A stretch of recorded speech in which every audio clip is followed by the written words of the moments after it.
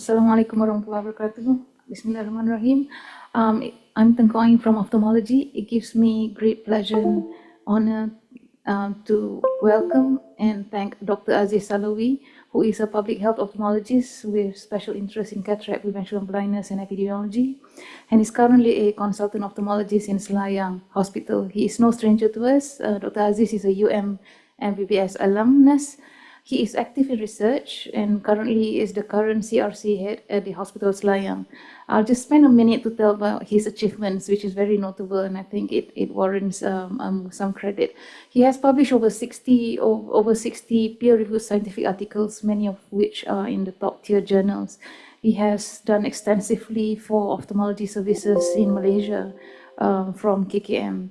On a national level, he is involved in the planning, dissemination, implementation, and evaluation of electronic summation analysis for performance monitoring in cataract surgery.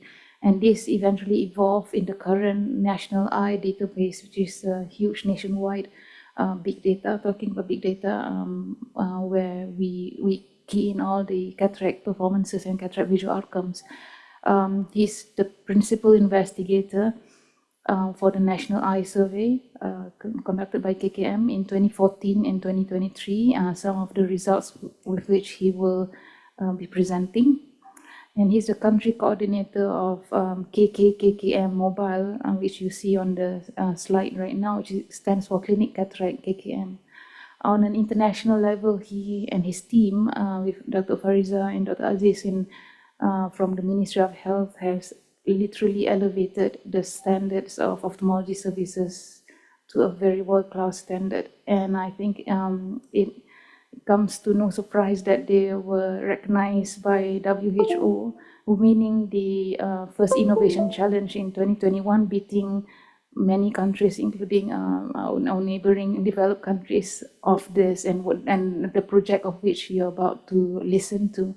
He's won numerous awards on international level, notably the Outstanding Service in Prevention Blindness by the Asia Pacific Academy of Ophthalmology, the Rotary Frank Devlin Excellence Award, the Rotary Vocational Service Awards, and Achievements Awards. So it gives me great privilege to introduce Dr. Aziz and let him tell you what the good that they have done. Over to you. Yeah, thank you, Prof. Thank you for the long but kind introduction. And a bit of a story about this photo. This is a photo of the mobile unit taken by the outreach team on their way to Kapit, which is a town in the middle of Borneo in Sarawak. It is very iconic. It represents the effort of the medical staff and NGO to reach out to the underserved population in Sarawak. They put a state-of-the-art cataract surgical equipment in the bus, put the bus on a barge using the Rajang River, which is the longest river in Malaysia, from Cebu to Kapit to reach out to the population. And I outline this as introduction, why, how, where, achievement, population impact, with all the evidence. And this is KK-KKM. It stands for Clinic Cataract Kementerian Kesihatan Malaysia. The initial name was KK-1M. It was politically initiated in 2013 as part of the general election that year. And after 5 years, I don't have to tell you why we have to drop the 1M later to continue the service. And different from the mobile service in other parts of the world, KK-KKM work process is really based on evidence in each step, all the way. And because we collect data as we go along and enter them into the centrally based database to enable us to remote monitoring the program, not only the program, but the monitoring of the surgeon's performance throughout the process. We started off with signing this. The minister signed this during the World Health Assembly in 2013. It was the WHO 66.4 about universal eye health. One of the aims, among the aims, are to reduce avoidable visual impairment as a global public health problem and to provide universal access of eye care to people. One of the requirements is for us to evaluate ourselves in terms of where we are, meaning to assess the magnitude of the problem that we have before we intervene. So we took the challenge by doing our National Eye Survey. It is National Eye Survey 2 because in 1996 we had another survey. It's a disease conventional disease survey in 1996 with a completely different methodology. So this is National Eye Survey 2 2014. We divided Malaysia into six zones or regions.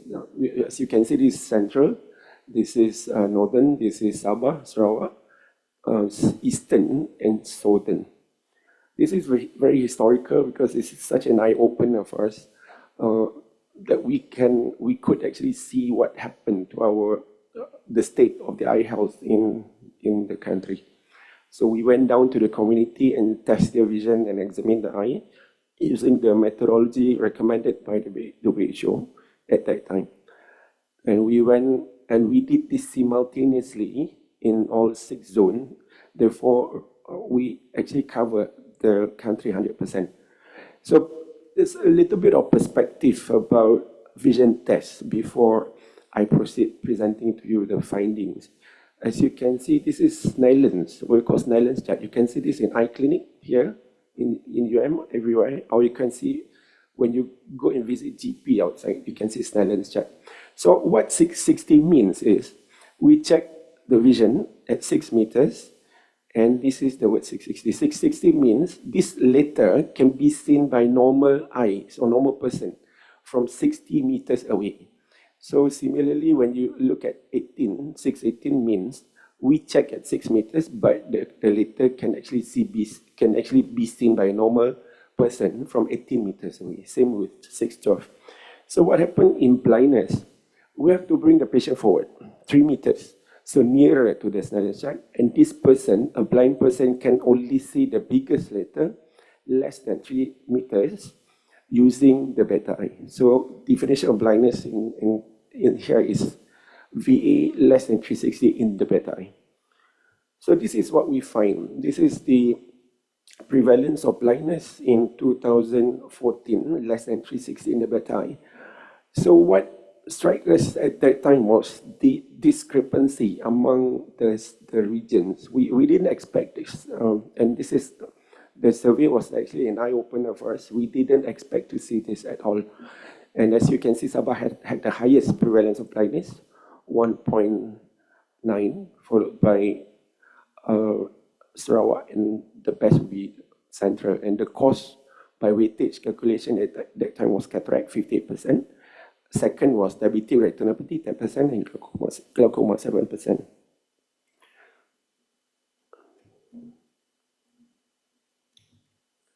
And you can see here, this is what we call cataract surgical coverage.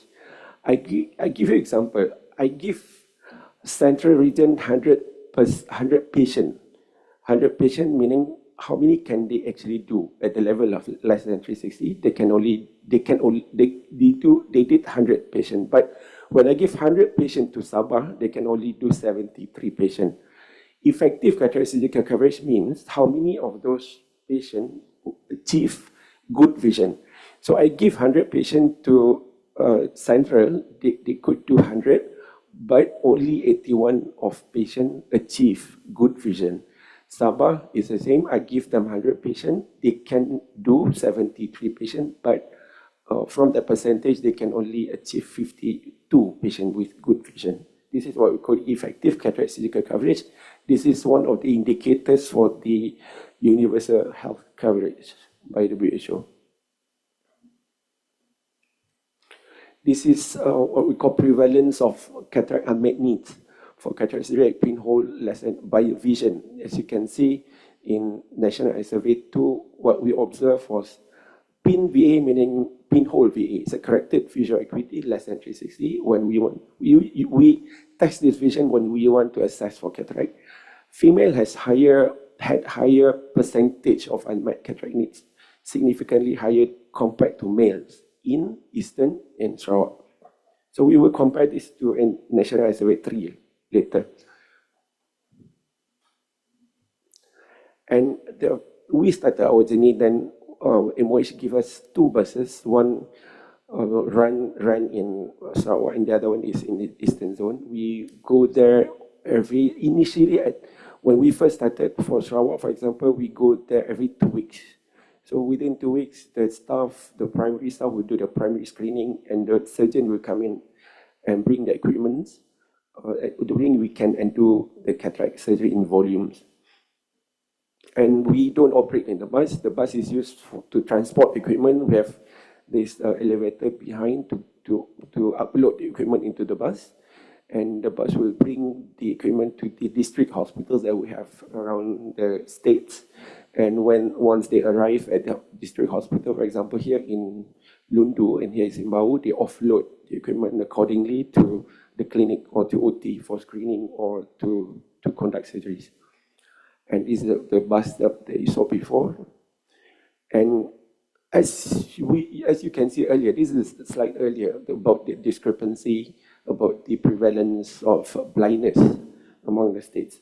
And people ask us then why we did this in Sarawak and Eastern Zone, because this is a pilot. We don't have money to buy 6 buses, so we bought 2 buses, and there's a notable gender differences in prevalence of cataract unmet needs, and cataract surgical coverage within the 2 zones. And as you can understand, we needed at least 2 regions for statistical comparison. We can't possibly do only 1 zone. And these 2 zones, they are most likely to be able to sustain the community program. And for Sarawak, they have started the program as early as 1990s. And they have developed the necessary eye care ownership and network among the hospitals, the health state departments, and NGOs, and the community leaders. And each zone at that time had public health ophthalmologists who could monitor and champion the program. So we decided to go on with the 2 zones. And we had to justify the model as well. By using the mobile service, we could, and operating outside the hospital, we could decongest the main hospital. For example, in Sarawak General Hospital, patients didn't need to come to the hospital for preoperative assessment, surgery, or post-operative assessment anymore. So they could actually use the hospital to focus on other activities or other subspecialties. And this is one of the methods to reach out to remote population, including females, because traditionally, as you know, example, Sarawak females tend to stay at home. They would give priorities for the male to travel and seek treatment. And number 3 is this giving us platform for opportunistic screening the population. In the bus, we also have fundus camera to screen for diabetic retinopathy. And we could then utilize the underutilized facilities in provincial hospitals. We maximize whatever that we have there. And of course, we could reduce cancellation because the patients are all from nearby, next to the hospital. So we didn't have any issue with raised BP or other cancellations. And cheaper for patients, of course, they don't have to travel far to get treatment. And the other one is that the last one is a platform for the NGOs to develop ownership and partnership at the community level. And at the same time, we also developed our satellite cataract center in Selayang. It's called Mawib Cataract Center. And it has actually expanded and to involve other centers as well. For example, we started with KK Mobile, the orange one, and this is Kedah also came up. And for our satellite, we first came up with Mawib, Selayang, then Jitra came up, and Kanga is underway. And we also have this what we call cluster, where we can actually operate in any district hospital without the need to use the bus as transport.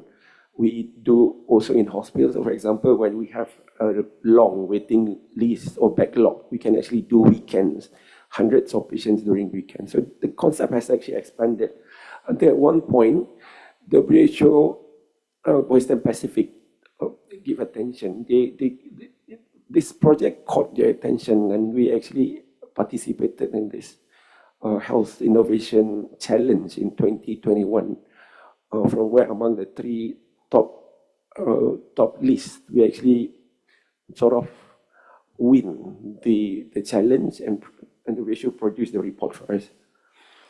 And But when they actually came in and audit us, they scrutinized our data, they audit our performance and all, but we didn't feel it's sufficient. So in the end, and after discussion, we thought we have to objectively evaluate ourselves. That means to do another nationalized survey to see the impact on the population. And this is it. After 9 years of a service in the two regions, we embark on another challenge. This is our nationalized survey number 3 in 2023 in 2 zones, Sarawak and Eastern zones. We examine by random multi-stage cluster sampling and randomly examine about 5,000 people, 50 years and above. So, and because it is all high profile, I receive lots of arguments, lots of questions. And why only Sarawak and Eastern zone? Why not the rest of the zones? We don't have that much money. There's limitation of fund. We spend 1 million over for these 2 zones only. And we couldn't proceed with another zone because, example, for Central Zone in KL, Selangor, Negeri Sembilan, and Wilayah Persekutuan, they have very low prevalence of blindness because of when you actually calculate sample size, the sample size was explosive. We have to examine around 20,000 in order to get our sample size correct. So it's like looking for a needle in a haystack. So we couldn't do that. So, but anyway, we still decided to label this as National Eye Survey for our marketing and advocacy purposes. So we are, the National Eye Survey 4 is in the pipeline. We are doing for Sabah in Northern in 2 years' time. So we actually went down. This is Sarawak Longhouse, and our medical officers went down, examined the eye, come up with bring back some data. We enter data. We collaborated with London School of Hygiene and Tropical Medicine in UK. We enter data in the cloud. We examine. We finished the survey in 2 months, 2 or 3 months. So as you can see, if I compare this is a prevalence and main causes of blindness. We did the blue one in 2014. We did the orange one in 2023. This is the results. So this is Sarawak from 1.6 to 0.6, from 1.4 to 0.8 is lower in 2023. And because of the same methodology, we can strongly say this is validated. And when you see the main cause of blindness, you see Eastern 77.3 and have diabetic retinopathy in Eastern. It correlates with our National Health Mobility Survey as well. When you see Sarawak 75% cataract, but they don't have issue with that diabetic retinopathy. So to get some perspective about where we are when we compare ourselves, to global comparison, where we are as compared to other countries. Other countries, they haven't done, this is the latest survey that they did. They haven't done the survey after that. So what we compare is in 2024. The blue one is in 2014. Sorry, 2014. Sorry, the blue one is 2014. The orange one is 2023. This is where we are. This is the prevalence of blindness, meaning we have fairly low prevalence compared to other countries, our neighboring countries. Sorry. And when you can see, as you can see, this is what I presented earlier. This is the significant gender difference on the prevalence of unmet needs in cataract. In NES National Survey 2, 2014, we have the gender difference, but we didn't have that in 2003 anymore. So this is cataract surgical coverage. As you can see, this is earlier, 2014, and this is 2023. You concentrate on Eastern and Sarawak. They used to have 83.3%. It's actually improved, especially Sarawak. What you can see earlier was 86.2 CAC, and in 2023, it increased to 93. What's important here is there's a reduction in the quality gap. Meaning that, let's say Sarawak, the difference between this can be explained by the quality in the service, quality in the surgery that they do. So in Sarawak, there's a reduction, very marked reduction in the quality gap. So this is what impressed the WHO, because of the findings and because of the findings after intervention that we have. And to compare us with other countries, as I mentioned earlier, this is 2014, this is 2015, 2014. I can only get this because other countries, they haven't done the latest survey in 2023. So this is what I compared. The blue one is the 2014, the earlier survey that we have. Even then, 2014, we already have our cataract surgical coverage is much higher than our neighboring countries. And when we had another one, 2023 was higher than the 2014. This is cataract surgical outcome. Cataract surgical outcome meanings what is the surgery, what is the visual outcome after surgery. So this is what we have in 2014. This is for Sarawak and Eastern, meaning 73 of patients in Sarawak had good vision, 90%, and 70.6 patients in Eastern had good vision. So this is what the visual guideline is. We almost reached there, but when you compare to what we have in 2023, we're almost there, 90%, but we have reduction, so marked reduction in the percentage of patients with poor vision. And this is where we are for global comparison. And as you can see, the blue one, 2014, we are way far from other countries. And we have markedly improved in 2023, the orange one. Okay, sorry. So after 9 years of service, we can actually attribute this to the intervention that we have with the mobile services. We had lower prevalence of blindness, as I presented to you, low prevalence of bilateral cataract, unilateral cataract, all levels of vision impairment, lower prevalence of cataract unmet needs, higher cataract surgical coverage and quality gaps, lower quality gaps, higher percentage of cataract surgery visual outcome, the level of good vision, lower percentage at the level of poor vision. And the most important one is there's no more gender difference. And as I want to conclude this, we started our journey with signing this, the WHO 66.4 in 2013.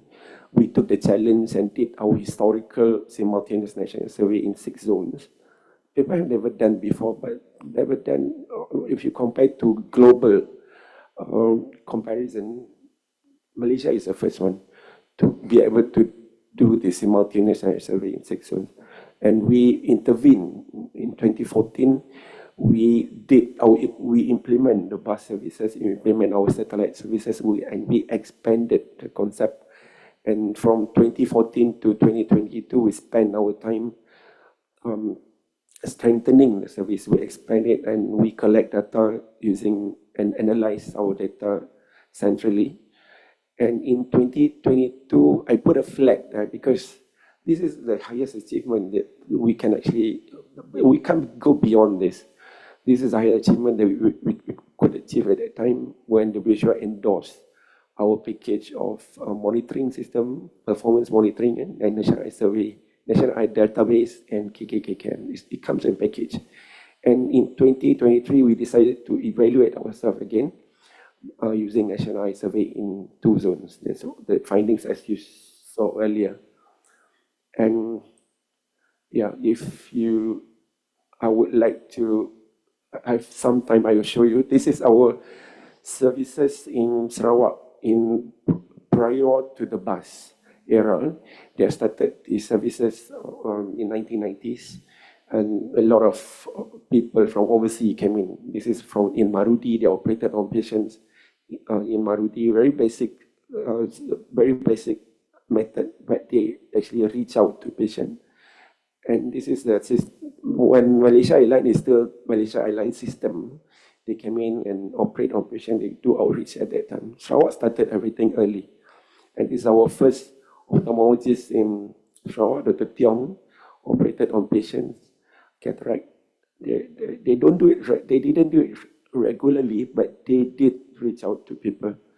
And these are all patients in Sarawak at that time. And lots of cataract actually in Sarawak.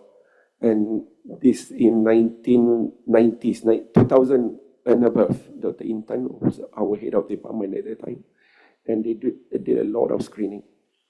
And this is one of the district hospitals in Sarawak, where the earlier one, before era of KK-KKM, they have to admit patients and have to use all this, very taxing for the hospital because they have to use the linen, you have to, only the nursing process, food and all those, they have to admit the patient. And can you imagine, they already have a pre-existing patient in the ward, but yet we come in and do project and we admit another 40 patients. So very taxing to the system. And imagine, this is in Muka, they have to lie, they can't find the ward and the bed. So they put patient on seminar rooms, whatever room that they have, they put the pillow or mattress on the floor. But the objective was achieved. That's the most important thing patient could see from after the surgery. So they used Twin Otter in Northern Sarawak to reach out to people, for example, to reach out to those people with dense cataract and operate on them. And this is in Daru. This is the era of KK-KKM, finally, when the bus came in. It simplified the process a lot. And they don't have to admit the patient anymore. They use the different method of cataract surgery. They use small incision cataract surgery with better recovery, faster and better recovery with better vision outcome. And this is the condition, or you see all the equipment that they put offload and upload in the bus. And the manager of the service is our optometrist. It's not ophthalmologist. Optometrists are all needed in the hospital. So optometrists and the staff will travel and screen, and screen the patients, then prepare the patient for surgery. Ophthalmologists will come in at the end, the weekend during surgery to maximize the volume or number of surgery. And this is actually myself operating.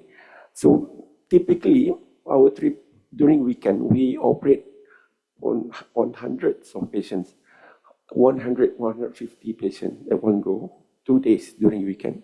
And this is a bus.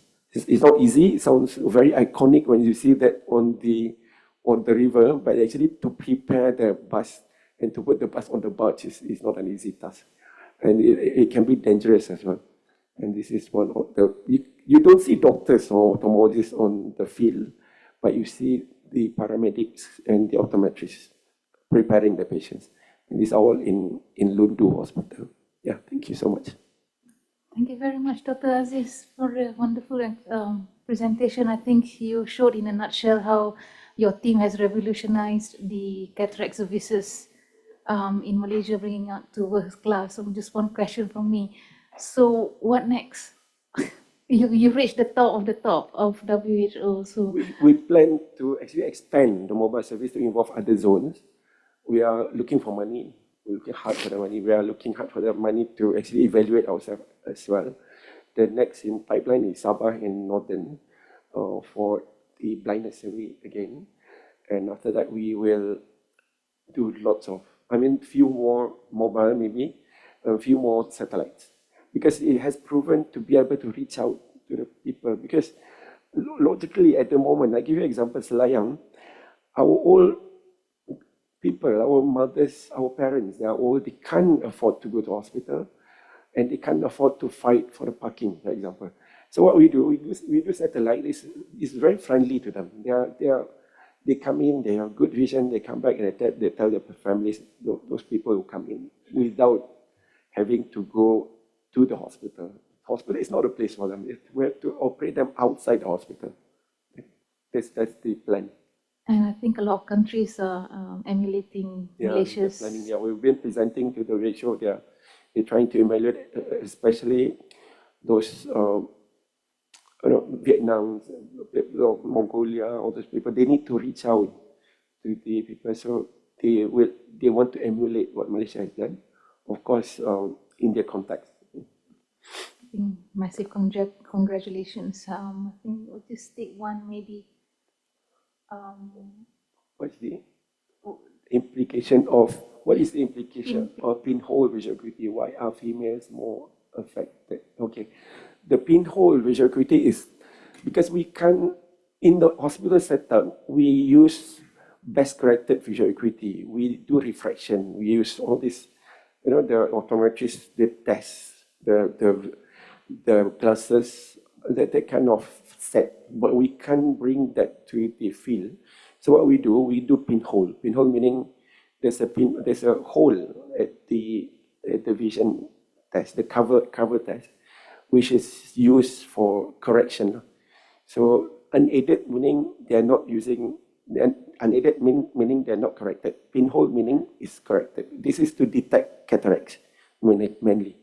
And why are females more affected? We postulate because of the traditional role that they have in Eastern and Sarawak. They actually tend, when you go to the ground, and you know, they tend to stay at home.